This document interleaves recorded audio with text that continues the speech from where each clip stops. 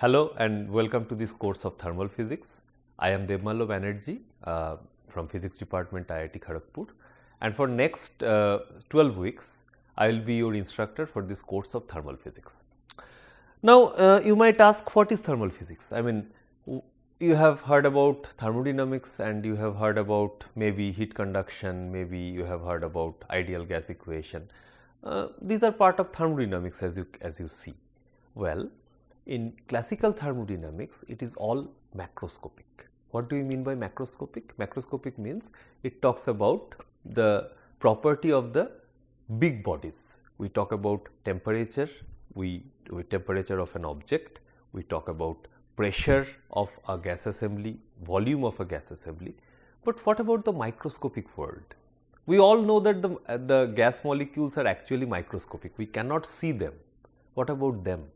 Is it the behavior of those molecules, are they dealt in the classical thermodynamics? The answer is no.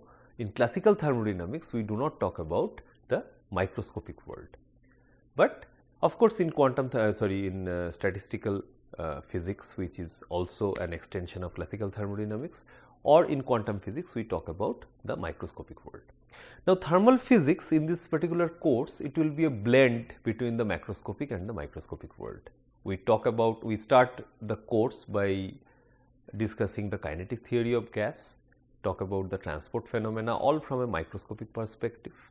Then slowly and slowly, we go into the domain of classical thermodynamics, in which we just talk in terms of systems and surrounding. Now, what is a system? Everything can potentially be a system. I myself can be a system. This bottle of water can be a system. And what is surrounding? Everything outside that system. So, that is the approach of classical thermodynamics.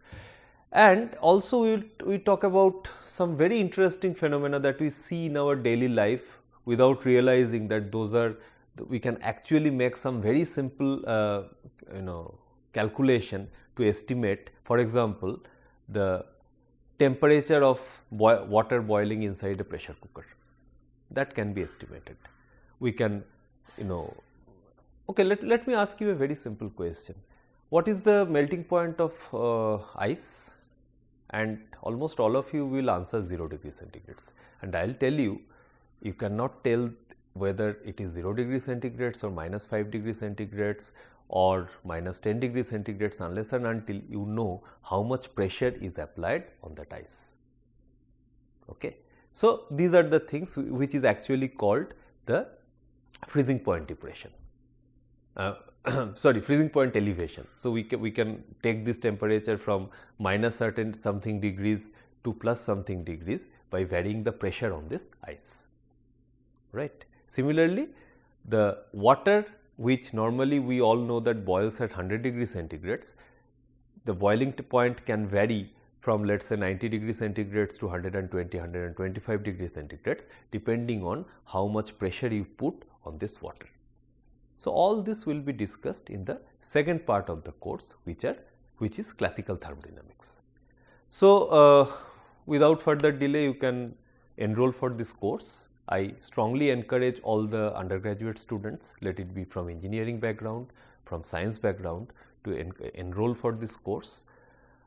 We have the lecture videos for you. You have the discussion forum to discuss among yourself, and if you have questions, you can post there. We will be very pleased to answer these questions, and also we will be having interactive discussion session through our NPTEL YouTube channel, where you can post your question directly to me, and I will be very happy to answer them. So, without delay, please go for this registration, and we will see you soon in this forum. Thank you and goodbye.